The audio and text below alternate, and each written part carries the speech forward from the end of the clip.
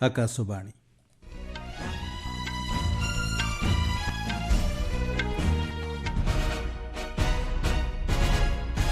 ସମ୍ବାଦ ପଢୁଛନ୍ତି ସତ୍ୟବ୍ରତ ବେହୁରା। ରକ୍ଷାବନ୍ଧନ ପର୍ବ ଉପଲକ୍ଷେ ଦେଶବାସୀଙ୍କୁ ଶୁଭେଚ୍ଛା ଜଣାଇଲେ ରାଷ୍ଟ୍ରପତି ଦ୍ରୌପଦୀ ମୁର୍ମୁ। କୋଲକାତା ମହିଳା ଡାକ୍ତର ଦୁଷ୍କର୍ମ ଏବଂ ହତ୍ୟା ମାମଲାର ନିଜ ଆଡୁ ଶୁଣାଣି କରିବା ଲାଗି ସୁପ୍ରିମକୋର୍ଟଙ୍କ ନିଷ୍ପତ୍ତି। 5 ଦିନିଆ ଭାରତ ଗସ୍ତରେ ଆସି ପହଞ୍ଚିଲେ ନେପାଳର ବୈଦେଶିକ ମନ୍ତ୍ରୀ ଡକ୍ଟର ଅଜୁ ରାଣା ଦେଓବା। ଆସନ୍ତାକାଲି ଆସିବେ ମାଲେସିଆ ପ୍ରଧାନମନ୍ତ୍ରୀ। ମଙ୍କିପକ୍ସ ସଂକ୍ରମଣ ନେଇ ବିଭିନ୍ନ ଦେଶରେ ସ୍ୱାସ୍ଥ୍ୟ ସୁରକ୍ଷା ବୃଦ୍ଧି ଏବଂ ଉତ୍ତରପ୍ରଦେଶ ଦୁର୍ଘଟଣାରେ 10 ମୃତ 37 ଆହତ। ରାଷ୍ଟ୍ରପତି ଦ୍ରୌପଦୀ ମୁର୍ମୁ ରକ୍ଷାବନ୍ଧନ ପର୍ବ ଉପଲକ୍ଷେ ଦେଶବାସୀଙ୍କୁ ଶୁଭେଚ୍ଛା ଜଣାଇଛନ୍ତି।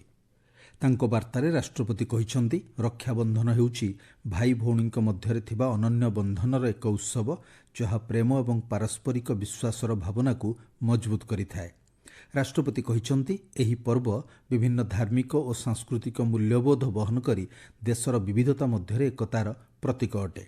ଏହି ପର୍ବ ମହିଳାଙ୍କ ଅଧିକାରର ସୁରକ୍ଷା ପାଇଁ ଆମର ସଂକଳ୍ପକୁ ଦୃଢ଼ କରିଥାଏ ବୋଲି ରାଷ୍ଟ୍ରପତି କହିଛନ୍ତି।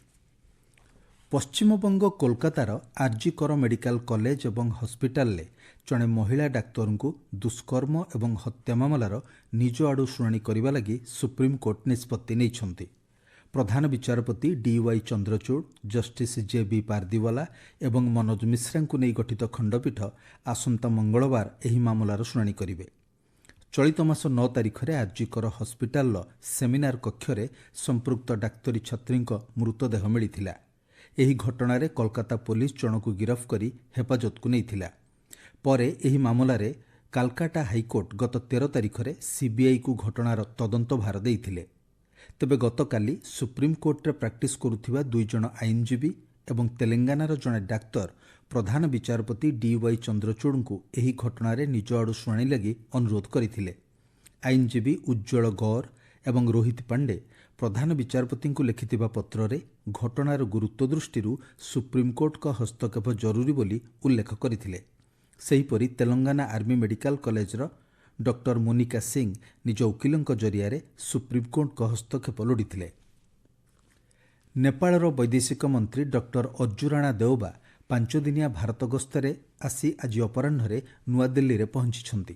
ଏହି ଗସ୍ତ ସମୟରେ ସେ ଆସନ୍ତାକାଲି ବୈଦେଶିକ ବ୍ୟାପାର ମନ୍ତ୍ରୀ ଡକ୍ଟର ଏସ୍ ଜୟଶଙ୍କରଙ୍କ ସହ ବୈଠକ କରିବେ। ବୈଦେଶିକ ବ୍ୟାପାର ମନ୍ତ୍ରଣାଳୟ ଏକ ବିବୃତ୍ତିରେ କହିଛି, ଭାରତ ଏବଂ ନେପାଳ ମଧ୍ୟରେ ନିୟମିତ ଭାବେ ଏଭଳି ଉଚ୍ଚସ୍ତରୀୟ ଆଲୋଚନା ହୋଇଥାଏ। ମନ୍ତ୍ରଣାଳୟ କହିଛି, ପଡ଼ୋଶୀ ପ୍ରଥମ ନୀତି ଅନୁଯାୟୀ ନେପାଳ ଭାରତର ଏକ ପ୍ରାଥମିକ ଅଂଶୀଦାର ଅଟେ। ଏହି ଗସ୍ତ ଦ୍ୱାରା ଉଭୟ ପକ୍ଷ ମଧ୍ୟରେ ପାରସ୍ପରିକ ସହଯୋଗ ଓ ସମ୍ପର୍କକୁ ଆହୁରି ସୁଦୃଢ଼ କରିବା ଲାଗି ଆଲୋଚନା କରାଯିବ।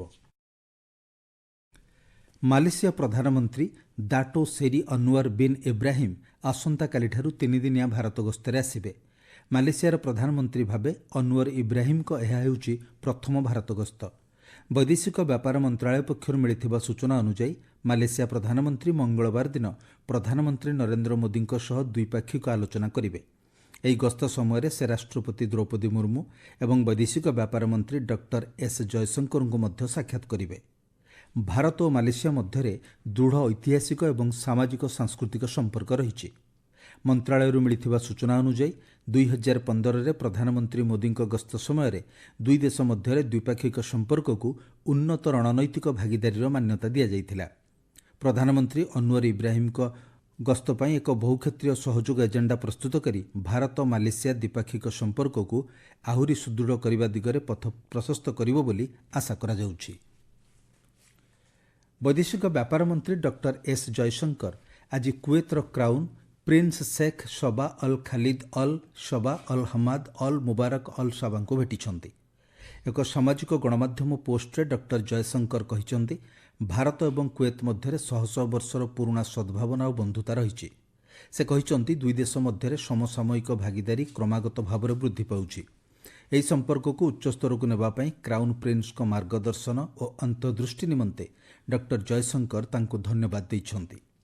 ବୈଦେଶିକ ବ୍ୟାପାର ମନ୍ତ୍ରୀ ଡକ୍ଟର ଜୟଶଙ୍କର ଆଜି ସରକାରୀ ଗସ୍ତରେ କୁଏତରେ ପହଞ୍ଚିଥିଲେ। ଜୟଶଙ୍କରଙ୍କୁ କୁଏତ ପ୍ରତିପକ୍ଷ ଅବଦୁଲ୍ଲା ଅଲି ଅଲ୍ ୟାହିୟା ତାଙ୍କୁ ସ୍ୱାଗତ କରିଥିଲେ। ଗସ୍ତ ସମୟରେ ଉଭୟ ପକ୍ଷ ରାଜନୈତିକ, ବାଣିଜ୍ୟ, ପୁଞ୍ଜିନିବେଶ, ଶକ୍ତି, ନିରାପତ୍ତା, ସାଂସ୍କୃତିକ, ଦୂତାବାସ ଏବଂ ଲୋକମାନଙ୍କ ମଧ୍ୟରେ ସମ୍ପର୍କ ସମେତ ଦ୍ୱିପାକ୍ଷିକ ସମ୍ପର୍କର ବିଭିନ୍ନ ଦିଗର ସମୀକ୍ଷା କରାଯିବ। ଉଭୟ ପକ୍ଷ ପାରସ୍ପରିକ ସ୍ୱାର୍ଥସମ୍ପନ୍ନ ଆଞ୍ଚଳିକ ଏବଂ ଅନ୍ତର୍ଜାତୀୟ ପ୍ରସଙ୍ଗ ଉପରେ ମଧ୍ୟ ଆଲୋଚନା କରିବାର କାର୍ଯ୍ୟକ୍ରମ ରହିଛି। ଆପଣମାନେ ସମ୍ବାଦ ଶୁଣୁଛନ୍ତି ଆକାଶବାଣୀରୁ। 23 अगस्त 2023 को चंद्रयान 3 चंद्रमा के दक्षिणी ध्रुव क्षेत्र में अवतरित हुआ। भारत सरकार ने 23 अगस्त को राष्ट्रीय अंतरिक्ष दिवस के रूप में घोषित किया है। अंतरिक्ष विभाग अन्य मंत्रालयों विभागों के साथ मिलकर पूरे देश में यह समारोह धूमधाम से मना रहा है। आइए हम सब साथ मिलकर 23 अगस्त 2024 को पहला राष्ट्रीय अंतरिक्ष दिवस मनाएं। इस वर्ष के लिए चुना गया विषय है जीवन का उत्कर्ष भी और चंद्र का स्पर्श भी, भारत की अंतरिक्ष गाथा। ବାଂଲାଦେଶ ସରକାର ବିଶ୍ୱବ୍ୟାପୀ ବୃଦ୍ଧି ପାଉଥିବା ସଂକ୍ରମଣକୁ ଦୃଷ୍ଟିରେ ରଖି ମଙ୍କି ପକ୍ସ ପ୍ରଭାବିତ ଦେଶରୁ ଆସୁଥିବା ଯାତ୍ରୀଙ୍କ ସ୍କ୍ରିନିଂ କରିବାକୁ ନିଷ୍ପତ୍ତି ନେଇଛନ୍ତି। ଦେଶର ମୁଖ୍ୟ ହଜରତ ଶାହଜାଲାଲ ଅନ୍ତର୍ଜାତୀୟ ବିମାନ ବନ୍ଦରରେ ଗତକାଲିଠାରୁ ଏଭଳି ଯାତ୍ରୀଙ୍କ ଦେହର ତାପମାତ୍ରା ଯାଞ୍ଚ ଆରମ୍ଭ ହୋଇଛି। ଏଥିସହ କୌଣସି ଯାତ୍ରୀଙ୍କଠାରେ ଲକ୍ଷଣ ଦେଖାଦେଲେ ତୁରନ୍ତ ସ୍ୱାସ୍ଥ୍ୟ ବିଭାଗକୁ ଜଣାଇବା ସହ ସତର୍କ ରହିବାକୁ ଏୟାରଲାଇନ୍ସଗୁଡ଼ିକୁ କୁହାଯାଇଛି। ବିମାନ ବନ୍ଦର କର୍ତ୍ତୃପକ୍ଷଙ୍କ କହିବା ଅନୁସାରେ ଯିଏ ମଙ୍କିପକ୍ସ ରୋଗୀ ବୋଲି ଜଣାପଡ଼ିବ ତାଙ୍କୁ ସିଧାସଳଖ ଢାକାର ଏକ ନିର୍ଦ୍ଦିଷ୍ଟ ଡାକ୍ତରଖାନାକୁ ପଠାଯିବ। ତେବେ ବାଂଲାଦେଶରେ ଏପର୍ଯ୍ୟନ୍ତ ମଙ୍କିପକ୍ସରେ କେହି ଆକ୍ରାନ୍ତ ହୋଇଥିବା ଜଣାପଡ଼ିନାହିଁ। ଚୀନରେ ମଧ୍ୟ ମଙ୍କିପକ୍ସ ସଂକ୍ରମଣ ନେଇ ଯାଞ୍ଚ କାର୍ଯ୍ୟ ଜୋରଦାର କରାଯାଇଛି। ଚଳିତ ମାସ 15 ତାରିଖରୁ ଆସନ୍ତା 6 ମାସ ଯାଏଁ ଦେଶକୁ ଆସୁଥିବା ଯାତ୍ରୀମାନଙ୍କୁ ସେମାନଙ୍କ ଲକ୍ଷଣ ସମ୍ପର୍କରେ ଜଣାଇବାକୁ ବାଧ୍ୟତାମୂଳକ କରାଯାଇଛି। ଆଫ୍ରିକାରେ ମଙ୍କିପକ୍ସ ରୋଗର ପ୍ରକୋପ ଦ୍ରୁତଗତିରେ ବୃଦ୍ଧି ପାଉଥିବା ବେଳେ ବିଶ୍ୱ ସ୍ୱାସ୍ଥ୍ୟ ସଂଗଠନ ଏହାକୁ ଜରୁରୀକାଳୀନ ପରିସ୍ଥିତି ଘୋଷଣା କରିଛି। ମଙ୍କିପକ୍ସ ଏକ ସଂକ୍ରାମକ ରୋଗ ଯାହା ମଙ୍କିପକ୍ସ ଭୂତାଣୁ ଦ୍ୱାରା ହୋଇଥାଏ। ଏହି ଭୂତାଣୁ ସଂସ୍ପର୍ଶରେ ଆସିବା ଦ୍ୱାରା ବ୍ୟାପିଥାଏ ଏବଂ ଜ୍ୱର, ଗଳା ଯନ୍ତ୍ରଣା, ମାଂସପେଶୀ ଯନ୍ତ୍ରଣା, ଚର୍ମରେ ଦାଗ ଏବଂ ପିଠିରେ ଯନ୍ତ୍ରଣା ଭଳି ଲକ୍ଷଣ ଦେଖାଯାଏ। ଅନ୍ୟପକ୍ଷରେ କେନ୍ଦ୍ର ସ୍ୱାସ୍ଥ୍ୟ ମନ୍ତ୍ରଣାଳୟ ପକ୍ଷରୁ କୁହାଯାଇଛି ଭାରତରେ ଏପର୍ଯ୍ୟନ୍ତ ମଙ୍କିପକ୍ସର କୌଣସି ମାମଲା ସାମ୍ନାକୁ ଆସିନାହିଁ। କେନ୍ଦ୍ର ସ୍ୱାସ୍ଥ୍ୟମନ୍ତ୍ରୀ ଜେପି ନଡ୍ଡା ଗତକାଲି ନୂଆଦିଲ୍ଲୀରେ ଏକ ବୈଠକରେ ମଙ୍କିପକ୍ସ ସଂକ୍ରମଣ ନେଇ ପ୍ରସ୍ତୁତି କାର୍ଯ୍ୟର ସମୀକ୍ଷା କରିଥିଲେ। କେନ୍ଦ୍ର ଆଦିବାସୀ ବ୍ୟାପାର ମନ୍ତ୍ରୀ ଜୁଏଲ ଓରାମଙ୍କ ପତ୍ନୀ ଝିଙ୍ଗିଆ ଓରାମଙ୍କର ଗତକାଲି ଡେଙ୍ଗୁରେ ପରଲୋକ ଘଟିଛି। ଆଜି ଅପରାହ୍ନରେ ସୁନ୍ଦରଗଡ଼ ଜିଲ୍ଲା କେନ୍ଦୁଡିହି ଗ୍ରାମରେ ତାଙ୍କର ଅନ୍ତିମ ସଂସ୍କାର କରାଯାଇଥିଲା। ଜୁଏଲ ଓରାମ ମଧ୍ୟ ଡେଙ୍ଗୁରେ ପୀଡ଼ିତ ହୋଇ ସେହି ହସ୍ପିଟାଲରେ ଭର୍ତ୍ତି ହୋଇଥିଲେ। ଆସନ୍ତାକାଲି ଅଧିକ ଚିକିତ୍ସା ପାଇଁ ଶ୍ରୀ ଓରାମ ଦିଲ୍ଲୀ ଏମ୍ସ ଯିବାର କାର୍ଯ୍ୟକ୍ରମ ରହିଛି। ଝିଙ୍ଗିଆ ଓରାମଙ୍କ ବିୟୋଗରେ କେନ୍ଦ୍ର ଶିକ୍ଷାମନ୍ତ୍ରୀ ଧର୍ମେନ୍ଦ୍ର ପ୍ରଧାନ, ମୁଖ୍ୟମନ୍ତ୍ରୀ ମୋହନ ଚରଣ ମାଝୀଙ୍କ ସମେତ ବହୁ ବିଶିଷ୍ଟ ବ୍ୟକ୍ତି ଗଭୀର ଶୋକ ପ୍ରକାଶ କରିଛନ୍ତି। ଜାପୋରିଝିଆ ଆଣବିକ ଶକ୍ତି କେନ୍ଦ୍ର ନିକଟରେ ଗତକାଲି ହୋଇଥିବା ଡ୍ରୋନ୍ ଆକ୍ରମଣ ପରେ ସେଠାକାର ପରମାଣୁ ସୁରକ୍ଷା ସ୍ଥିତି ବିଗିଡ଼ିବାରେ ଲାଗିଛି। ଏନେଇ ଅନ୍ତର୍ଜାତୀୟ ଆଣବିକ ଶକ୍ତି ଏଜେନ୍ସି IAEA ଚେତାବନୀ ଦେଇଛି। ଜାପୋରିଝିଆ ଆଣବିକ ଶକ୍ତି କେନ୍ଦ୍ରରେ ଅବସ୍ଥାପିତ IAEA ବିଶେଷଜ୍ଞମାନେ ତୁରନ୍ତ ଘଟଣାସ୍ଥଳ ପରିଦର୍ଶନ କରି ଆବଶ୍ୟକ ଥଣ୍ଡାପାଣି ସିଞ୍ଚନ ବ୍ୟବସ୍ଥା କରିଛନ୍ତି। ସେଠାକାର ଅଧିକାରୀମାନେ କହିଛନ୍ତି ପ୍ଲାଣ୍ଟ ସ୍ଥଳର ପରିଧି ଚାରିପଟେ ଥିବା ଏକ ରାସ୍ତାରେ ଡ୍ରୋନ୍ ଆକ୍ରମଣ ହୋଇଥିଲା। ଏଜେନ୍ସି କହିଛି ଏହି ସ୍ଥାନରେ ଥିବା ଏହାର ବିଶେଷଜ୍ଞମାନେ ଗତ ଏକ ସପ୍ତାହ ମଧ୍ୟରେ ଏହି ଅଞ୍ଚଳରେ ତୀବ୍ର ସାମରିକ କାର୍ଯ୍ୟକଳାପ ବିଷୟରେ ସୂଚନା ଦେଇଛନ୍ତି। ପ୍ଲାଣ୍ଟଠାରୁ ବିଭିନ୍ନ ଦୂରତାରେ ବିସ୍ଫୋରଣ, ବାରମ୍ବାର ଭାରୀ ମେସିନ୍ ଗନ୍, ରାଇଫଲ ଓ ଆର୍ଟିଲରୀ ଗୁଳି ଚାଳନାର ଶବ୍ଦ ଶୁଣିବାକୁ ମିଳିଥିଲା। ନୂଆଦିଲ୍ଲୀରେ ଖାଦ୍ୟରେ ବୃଦ୍ଧି ପାଉଥିବା ମାଇକ୍ରୋପ୍ଲାଷ୍ଟିକ୍ ପ୍ରଦୂଷଣର ମୁକାବିଲା ପାଇଁ ଭାରତୀୟ ଖାଦ୍ୟ ନିରାପତ୍ତା ଏବଂ ମାନକ ପ୍ରାଧିକରଣ ଏକ ଅଭିନବ ପ୍ରକଳ୍ପ ଆରମ୍ଭ କରିଛି। ଚଳିତ ବର୍ଷ ମାର୍ଚ୍ଚ ମାସରେ ଆରମ୍ଭ ହୋଇଥିବା ଏହି ପ୍ରକଳ୍ପରେ ବିଭିନ୍ନ ଖାଦ୍ୟ ଉତ୍ପାଦରେ ମାଇକ୍ରୋ ଏବଂ ନ୍ୟାନୋ ପ୍ଲାଷ୍ଟିକ୍ ଚିହ୍ନଟ ପାଇଁ ବିଶ୍ଳେଷଣାତ୍ମକ ପଦ୍ଧତି ବିକଶିତ କରାଯାଇଛି। ଏହି ପ୍ରକଳ୍ପର ପ୍ରାଥମିକ ଉଦ୍ଦେଶ୍ୟ ହେଉଛି ମାଇକ୍ରୋ ନାନୋ ପ୍ଲାଷ୍ଟିକ୍ ବିଶ୍ଳେଷଣ ପାଇଁ ମାନକ ପ୍ରୋଟୋକଲ ବିକଶିତ କରିବା ଓ ପରୀକ୍ଷାଗାରରେ ଏହାର ତୁଳନାତ୍ମକ ବିପଦ ଉପରେ ଗୁରୁତ୍ୱପୂର୍ଣ୍ଣ ତଥ୍ୟ ହାସଲ କରିବା।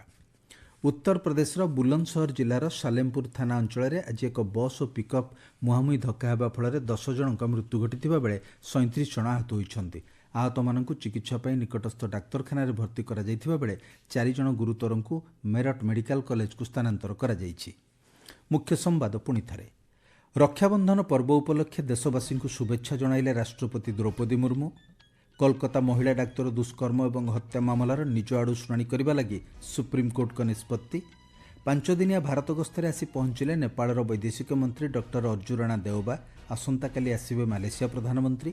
ମଙ୍କିପକ୍ସ ସଂକ୍ରମଣ ନେଇ ବିଭିନ୍ନ ଦେଶରେ ସ୍ୱାସ୍ଥ୍ୟ ସୁରକ୍ଷା ବୃଦ୍ଧି ଏବଂ ଉତ୍ତରପ୍ରଦେଶ ଦୁର୍ଘଟଣାରେ 10 ମୃତ 37 ଆହତ। संवाद शेष होला। अधिक संवाद पाई आपण माने newsonair.gov.in वेबसाइट एवं न्यूज ऑन एआईआर ऐप रे लॉगिन करि परिबे।